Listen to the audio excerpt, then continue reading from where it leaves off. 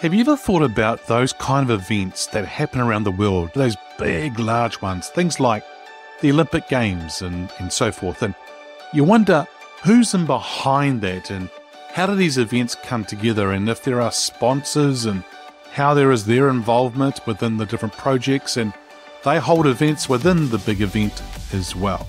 Well, my guest this week is a guy called Clint Padgett, and Clint is the CEO and president of an organization called Project Success Inc. or Incorporated. Now, Project Success is really an organization that works with organizations like Coca-Cola, who might be one of the sponsors within one of the Olympic Games or some of the Olympic Games, or they may go in there to work with big projects, things like that, to make them happen.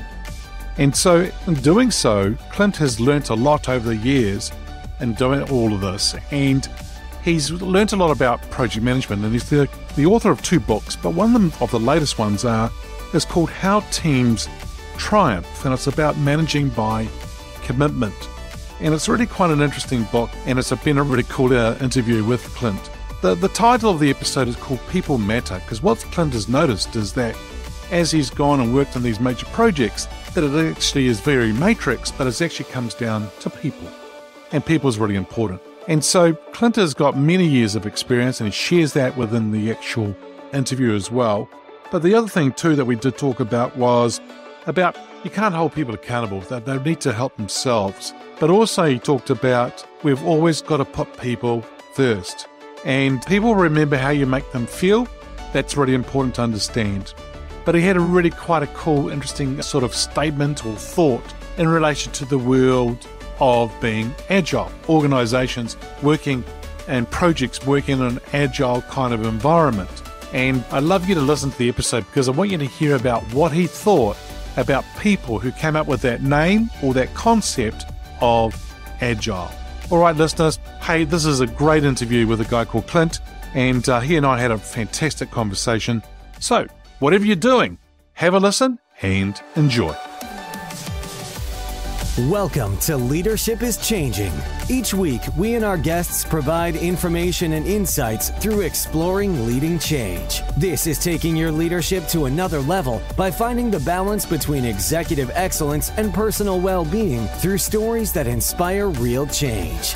It's time to adapt in our fast-moving world when leadership is changing with your host, Denis Giannoutsas. Hey there, listeners. Welcome to another wonderful episode of the Leadership is Changing podcast. Great to have you here with us again today. I've got a brilliant guest with me today. His name is Clint Padgett. Clint, a massive welcome to you. Thank you so much for letting me be here. It's awesome. Now, whereabouts are you in the world today? Today, I am in Atlanta, Georgia, which is where I call home. But yesterday, I was in Berlin, Germany for 3 weeks. But today I'm home. That's nice. And in Germany, what were you doing there? So one of the things we do is we help plan worldwide sporting events for one of our major clients, which is Coca-Cola. And we were over there planning the 2024 European UEFA Championships for Coca-Cola's piece of it. Oh, awesome. Awesome. Go Olympiakos, which is a football team that is in Greece that the guy I used to work for when I was living in Greece for 5 years, he owned that team.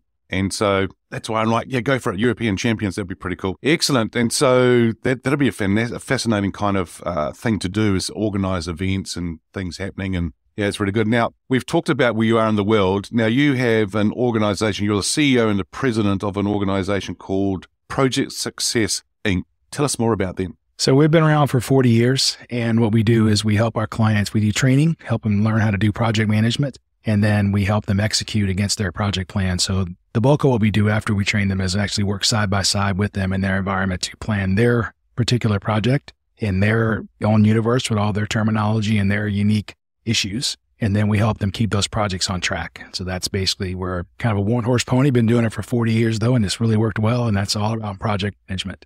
So over the 40 years, have you seen a change in project management in that industry, in that field, in that capability, if I can call it that? Have you seen a change at all? Oh, for sure. I mean, there's always not the flavor of the month necessarily, but because it moves a lot slower than that. It's maybe flavor of the year, flavor of the decade. When I first came up in the organization, it was what's now referred to as waterfall And then Agile became the thing that everybody did. And I got to tell you, man, whoever came up with the name for Agile, smartest marketing people on the planet, because who doesn't want to be Agile? No, I want to be stuck in the mud. Of course, I don't want to be Agile. Of course, you want to be Agile. But what we do at our organization is really a blend of the two. We believe that some of the weaknesses maybe with Agile is you do lack the ability of predicting a finish date for your customer and your client. You can't really predict that with any accuracy. And so some of the bad things people talk about waterfall, we circumvent by using some Agile processes. But at the end of the day, we're kind of a hybrid between the two. I don't think that Agile is a way you're going to build a 30-story building in Times Square, but I think it works fantastically for software development, which is where it came from. So to answer your question, I do think things have changed. But I think there's still a core that maintains the same, which is being able to know the critical path of your project, what's really driving you to finish when you do, and those being the places that you can put time, people, and money against to resolve. Okay, cool.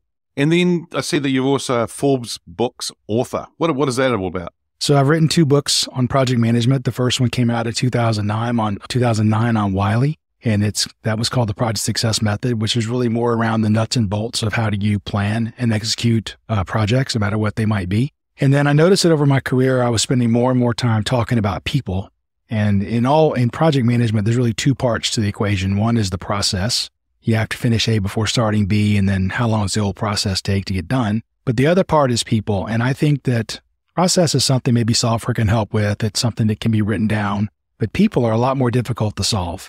And knowing how to work with people in different organizations and knowing what motivates one person may demotivate somebody else. And having had a boss who would yell at other people, but knew that would not work with me and I would shut down, so did not treat me that way. I saw more and more of my time in my conversations around project work really being focused on the people side.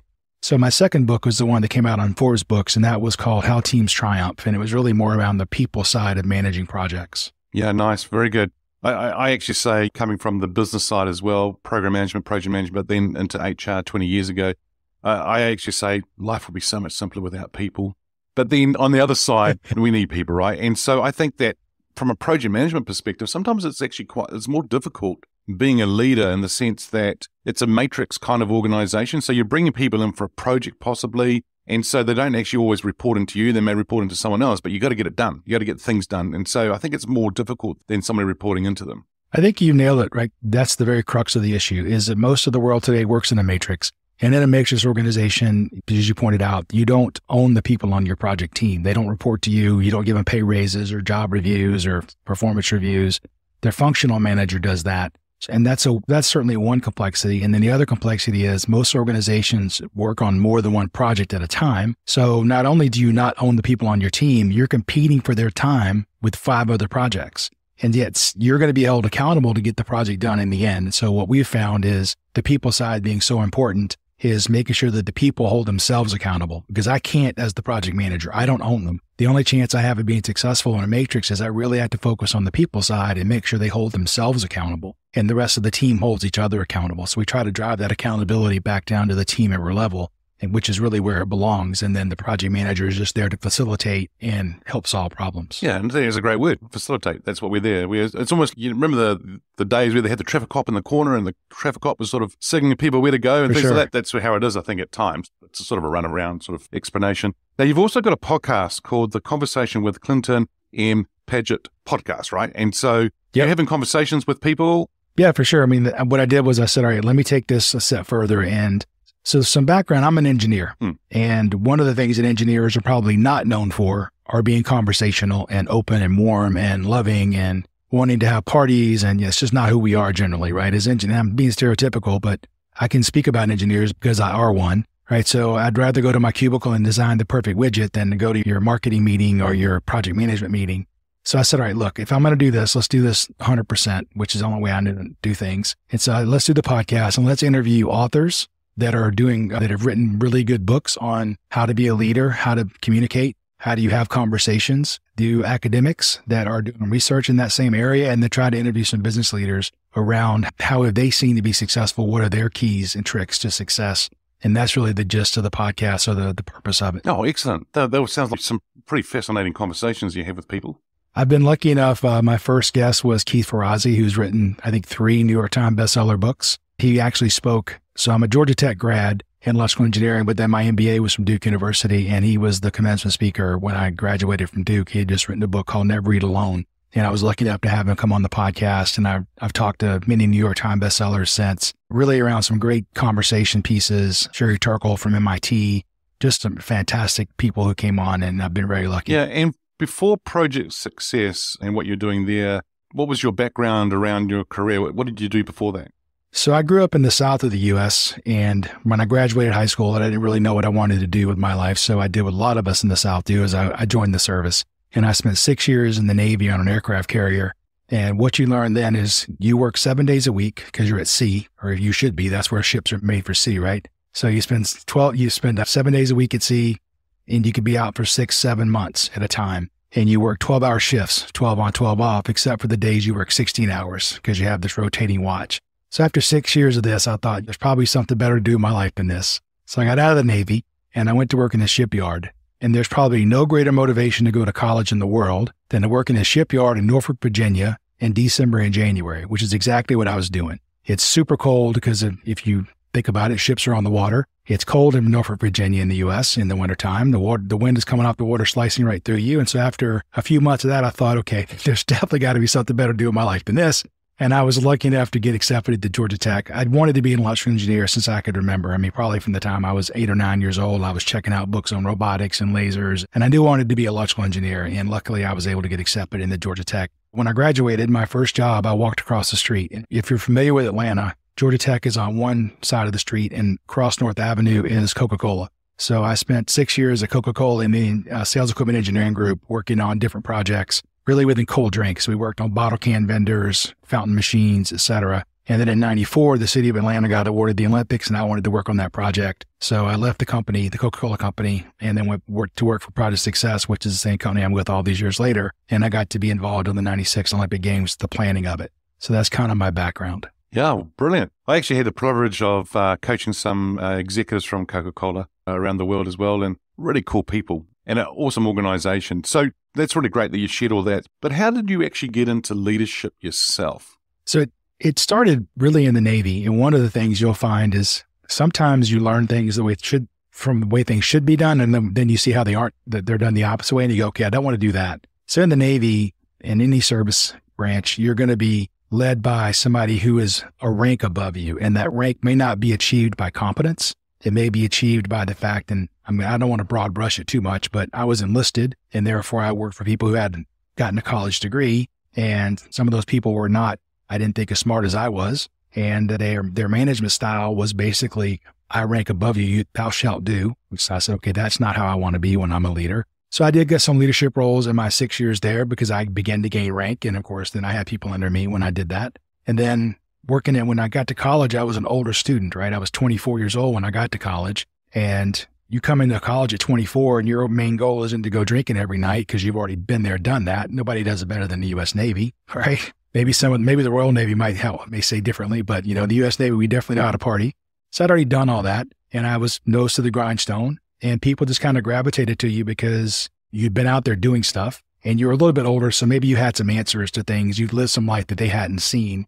And therefore, leadership roles you almost got nominated for them because of that. And then you don't do a bad job and you continue to get those roles. And then I went to work for the Project Success. When I first got there, I thought I was the youngest guy in the company. They had really an older group of people. They were all ex-military, which is one of the reasons I got hired. They wanted somebody that was ex-military who had worked at Coca-Cola because they wanted to work on the Olympics. And I said to myself when I got there, I'm going to work as hard as I can and to see what happens. So I'm not going to worry about hitting my friends up on the weekends. I just head down, just work as hard as I can. And over a few years, I was getting recognized for the amount of work I was doing, the amount of billings, frankly, as a consulting company that I was generating. And I began to grow in my roles. And then my direct boss had a falling out with the owner of the company. And so he didn't get fired, but he got sidelined. And I went to the owner and I said, I'd love to have that job.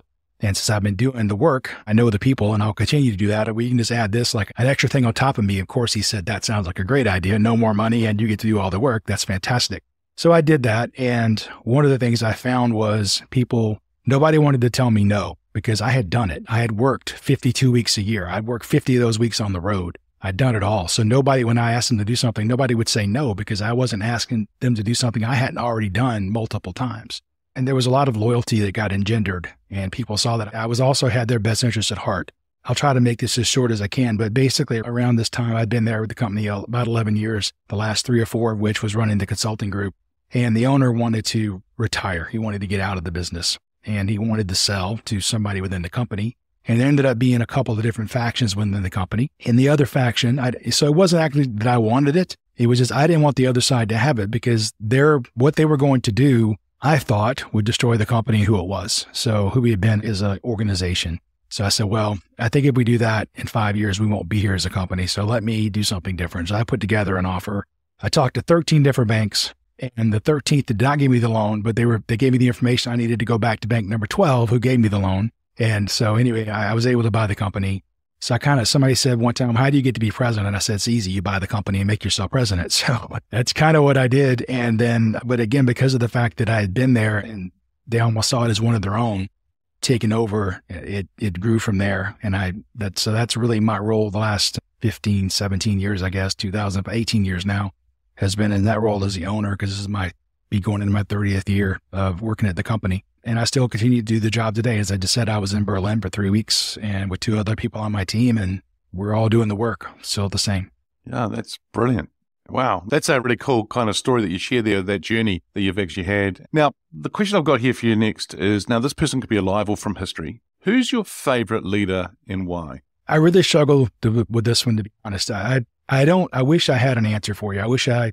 Maybe I need to read more histories, because Winston Churchill comes to mind when I think of things, but then there's some negative things you hear there as well. What I think I've modeled myself after wasn't a single individual. I kind of alluded to this a little while ago.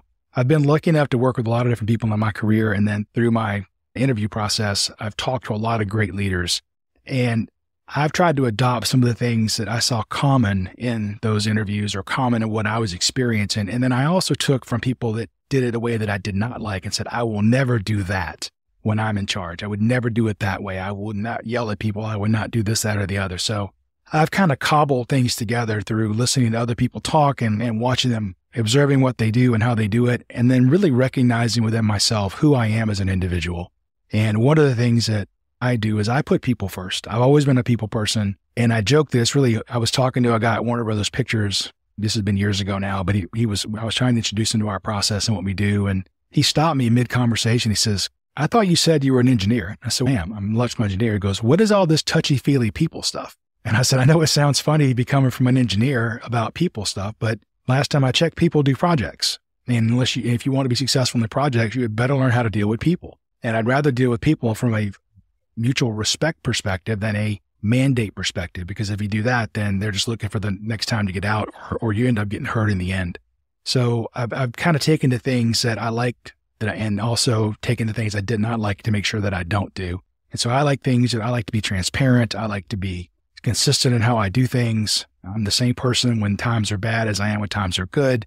So I wish I had that answer to say, this is the person, you should go model yourself after this person, but I just don't have that. For me, it was kind of a hodgepodge of different experiences in my life with different people. I think you're right. I mean, the thing is that we have experiences with leaders around our life and our journey, and they're positive and negative experiences. And so sometimes we'll take the good of it. Sometimes the negative experiences I've had with leaders that I haven't liked or didn't enjoy working with them, actually I learnt the most from them. So it's actually quite weird. So then, yes, I agree with what you're saying too, that there was things I didn't want to do like them, but there was things that they challenged me on, and they actually made me grow more than the positive experiences as well. So it's actually quite interesting in how all that works. So, yeah, so it's good. I think you're onto something there. I do think that people learn from failure.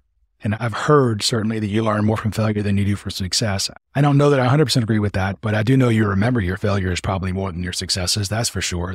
They haunt you more than your successes do. But I do think like you said, you do learn from those people who tend to push you, and it may not be your best memory in the world, but maybe you grew because of it. Yeah.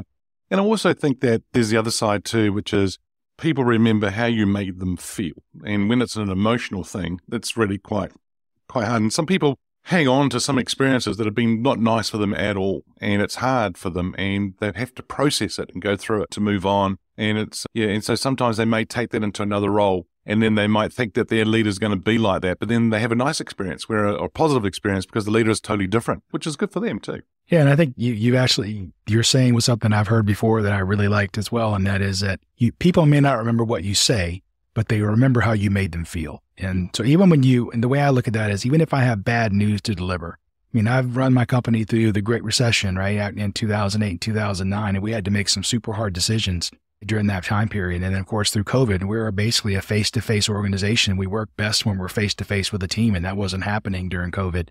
So when you have these hard conversations you have to have, if you can just be open and transparent and do it from a sense of putting yourself in their shoes and knowing that you're maybe letting somebody go, or whatever that hard decision you have to make is, or maybe you're telling the whole organization, hey, you know what? We're a family. We got to take pay cuts all together, but I'm going to do the same thing that you do.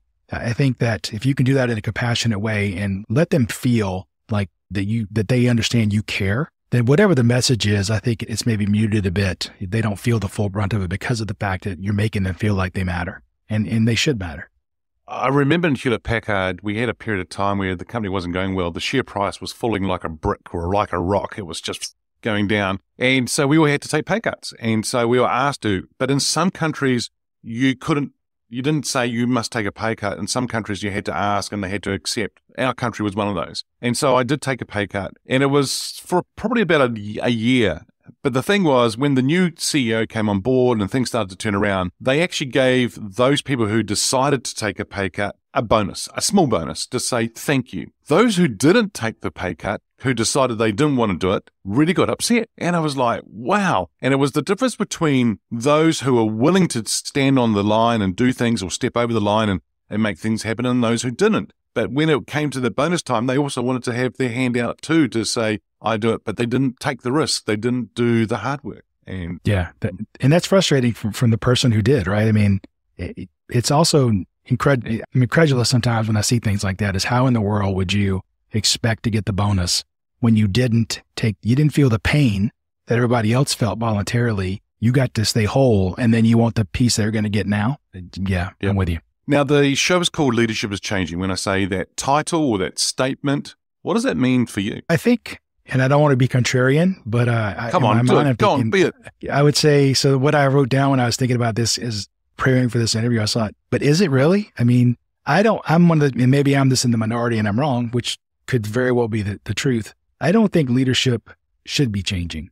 The world around us is changing. And if that's happening, then if I'm a team member or an employee, what I want is my leadership to be consistent. What I don't want is, I don't want Bob, the boss, to be different, to be one kind of person when things are all good and it's easy to get bonuses and it's easy to pat people on the back because everything is rah, everything's just going well. And then have a different Bob when things are going well. I want to know consistently, am I going to be treated the same way? I mean, is he going to be honest with me when things are good, but also when things aren't good? Is he going to be transparent? Is he going to have my back in the bad times like he's had my back in the good times?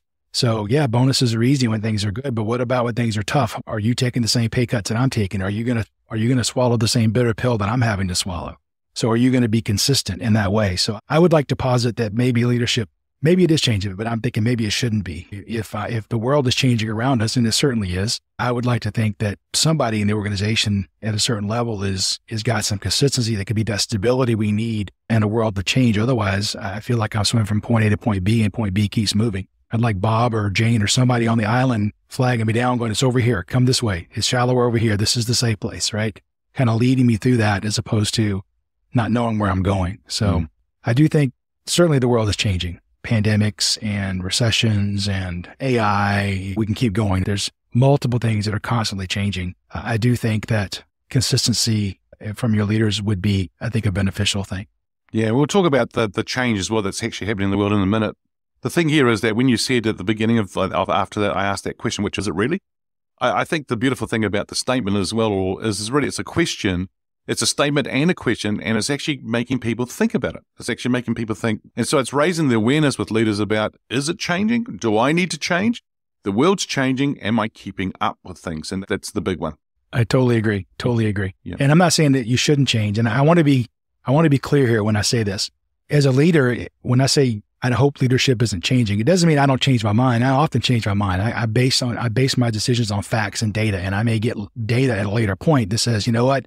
My last decision, while it was correct at the time based on the data that I had, is now wrong. I'm going to change my mind to go in a different direction. So I can change my mind, but I want to treat the people on my team with the same, be consistent in how I deal with them, and be consistent in my communication, be consistent in the way that I operate. And who I am as a person and who I am as a leader shouldn't really change. But I want to make sure people understand, I'm not saying I don't ever change my mind. I often change my mind as data changes, but people know they're going to get from me the same no matter whether time's good or bad. Yeah, and I think that the important thing here is that at least you made a decision, right? Because there's nothing worse than a leader not making a decision.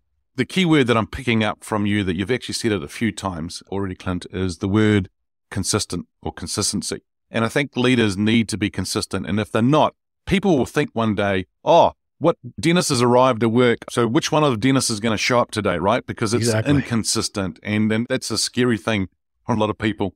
You talked before about the world is changing. There's a lot going on. And AI, technology, business, data, doesn't matter depending on where you come from, what school you went to, sort of social media, from a social perspective as well, it's changing so much. When we talk about that, and it's a fast-paced, ever-changing world, what makes a leader successful in that world that's moving so fast? So I don't want to beat the same drum over and over again, but I do think, so let me put it this way. In the U.S. here, we're having, which I'm sure everybody's aware, even those outside of the U.S., our Congress is just a mess. And so now we are potentially, unless something's happened today that I'm unaware of, maybe going to shut down the government tomorrow.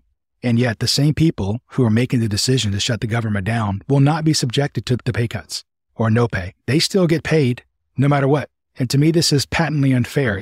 I'm okay if you decide to make that decision to shut the government down, but then you shouldn't be paid while that's happening. You should come to work and do your job and get the same pay stoppage as everybody else does. Years ago when they were passing Obamacare, and I noticed that people in Congress didn't have to do that. They got to keep their health care no matter what. And so to me, that's not being consistent. That's not being transparent. That's, if you make a decision that's good enough for 99.9% of the United States, and you ought to be making the decision that's the same for you. So I think as the world changes, you need that consistency from the people that matter, for the people that are leading. And that was the idea that just came to my head when I read the question. Oh my God, I was so mad yesterday when I got back from Germany. I was catching up a little bit of news, and this is insane that they still get paid. And it's just not, to me, it's not the way it should work. You're right. And if they're not being paid like everyone else, I bet you they'll be making decisions pretty quick. Exactly. You wouldn't make these decisions that are based purely on stumping for something or making I don't know if it's the same way everywhere, but here they'll come on C-SPAN and they'll be recorded making this impassioned speech. There's nobody around. Nobody's in there. They're doing it just for the camera, just for their constituents back home. And it's not really for any pure benefit. It's just for the benefit of themselves and be able on the campaign trail to refer to, look what I said. But nobody was there. They weren't really talking to anybody. And I think you make different decisions when they affect you than if they just affect everybody else. Yep. And then the other side of that to me is, and maybe it doesn't happen, but it's happened every time before. Everybody that didn't work for the next, 2, 3, 4 weeks, they eventually get paid and get back paid. And so basically as a taxpayer, it's no different to me. I still pay the same amount of taxes and people just didn't work for 3 weeks and they still got paid. So, and I'm not making light of that. I'm sure for them it's tough because maybe this time they don't get paid and maybe they don't get their job back. I'm not making light of that. But if I look at the big picture, nothing changes. They still get their 52-week salary, just comes maybe 3 weeks late, but we didn't get the 52 weeks of actual work done. So not only did you not help the situation as a government, you hurt it. Yeah. And they've got commitments as well, right? They've got mortgages, they've got all sorts of things too that they need to look after as well. But yeah, it's really quite fascinating how that all works. And I think for me, a lot of times when I look at their leaders like that, it is, are you really a leader? I think you're just a person in a role that's got a title, because a real leader doesn't do that kind of stuff. I mean, maybe they do it in a way that they fight for certain things. I get that. And that's all good too. But it's and it also then is at the expense of what? And it's at the expense of others as well. So yeah, really fascinating. And then how that all... Yeah, one of my core principles is lead by example, and they're not doing that. They're doing the opposite. They're saying, I'm going to make this policy for everybody except the people in the room today. We are different. And that's not leading by example. I mean, I think if you want people to truly follow you, and if you truly want to be a leader, then you have to lead. You have to be able to take the first bullet. You got to be out in the forefront of whatever it is you're doing, saying, I'm here, get behind me, and we'll go in this direction. And that to me is a leader. Otherwise, you're a director. You're standing behind the scenes directing things. And that's not who I want to be. I want to be a leader. Okay, cool. Very good. Now, you and I have been talking about leadership through the lens of a leader. If we to change lenses and think about an employee, you've got an organization, you've got people working for you and so forth, and you've actually been an employee in the past too, like I have. Has employees' expectations of leaders changed? I do think they have, and I think that's fair.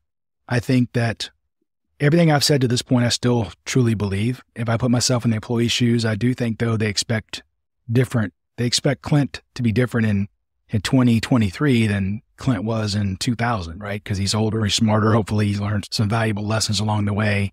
And management styles can change. You put yourself back 30 years ago, it was a very authoritarian, do it this way or I'll fire you and find somebody else who, will do it if you don't. Then you kind of went through, at least from my perspective, you saw people that was more of a kumbaya and let's all go together. And so maybe I think the expectations change, but to me, it's also still about delivering on the promises you make to people and being true and really caring about who they are as a person. And maybe as a leader of Hewlett-Packard, you don't have the luxury of, as I do with a smaller company where each employee and their spouses and their kids, and you can't call them all by name. But that doesn't mean you can't make them feel special when you talk to them. Some of the things we do is every year, I make sure that I write a birthday card on their birthdays and thank them for, here's a gift card for $100 and happy birthday. And on their anniversary day with the company, thanks for your service the last year. And I try to do those little things, and any company can do those kind of things as well. So I think from an employee's perspective that they should be expecting something different from their leaders as time progresses. But again, I think the core should stay the same, and maybe the delivery mechanism might change. You deliver your messages differently in COVID than you do when you're all face to face, because we can have an all hands meeting and I can see you face to face and we can have side conversations. Maybe the meeting is an hour, and for an hour after the meeting, I'm just chatting with individuals in the room, which doesn't really happen that well in a virtual world, right? In a virtual world, you have the meeting and then the meeting is over and the administrator ends the meeting and that's it. But so I think the content that you give may be the same, maybe the mechanism of the vehicle is different. Yeah, very good. Yeah. Now, if I was to get you to get your crystal ball out now and think about the future, where do you see leadership being in 5 years? Oh, isn't the whole world going to be over in 5 years? Isn't AI doing everything? I mean, come on. We're going to have AI running the boat. We're going to have AI steering the boat. We're going to have AI building the boat. I don't know. It's going to do our interviews for us. Yeah. It's going to find the guests for us. Yep. Yeah. Listen, I'm a technical person, so I'm fascinated by AI. People have asked me, do you think AI, do you worry it's going to take over your job? And I don't, because until Sue, Bob, and Fred, if physical labor is still required, then I don't think we're going to have, and some intelligent thinking as well. I don't think AI is going to take it. AI can do robotics, but AI doesn't make decisions, at least not as well as we still do. And they don't have the critical thinking I think that we do. Now they're going to get better, but I think Sue, Bob, and Fred are safe for the moment. As far as the future, I think, again, the way we deliver things may change. Whether you're in the office may change, whether it's all hybrid or fully remote may change. Maybe Zoom becomes more of a permanent aspect of what we do, WebEx, whatever platform you want to use, Teams, whatever.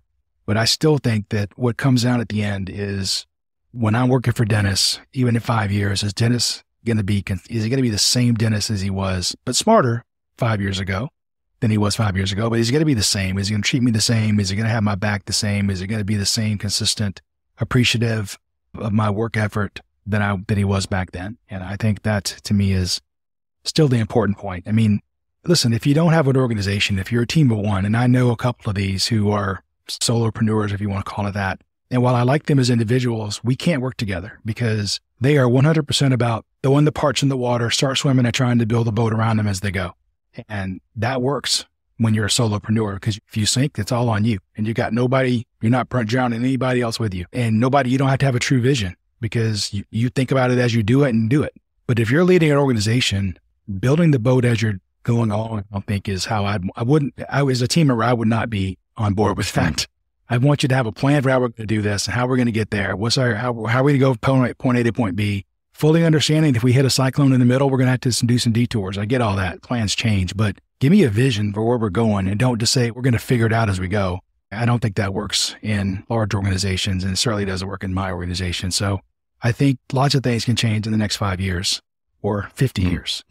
But I think people don't change that quickly, right? If you look back through time, maybe that's somebody I should interview, is these people who study humanity over the eons. But I don't think you change that much in short periods of time as a human being. So I think it's all going to come down still to, how does Denis treat me today? And what is Denis who is Denis the person, and his core, who is that person going to be in 5 years, should basically be the same. Mm-hmm. Very good. It's been a real pleasure talking with you and interviewing and having a great conversation here. If our listeners are wanting to get hold of you, where can they go? You can find me on LinkedIn at Clint.Padgett. You can find me on productsuccess.com. That's probably the two best ways. Excellent. Well, there you go, listeners. We'll put all that information into the show notes so then you can contact Clint if you need to. But remember this, what Clint has just shared with us, that you always put people first, be consistent, be transparent. Hey, thanks for joining us on today's episode. Until next time, bye for now. Thank you for listening to this episode of Leadership is Changing with your host, Denis Giannoutsas. Each week, we and our guests provide information and insights through exploring leading change, inspiring executives and leaders to adapt and lead a bigger game in a fast-moving world.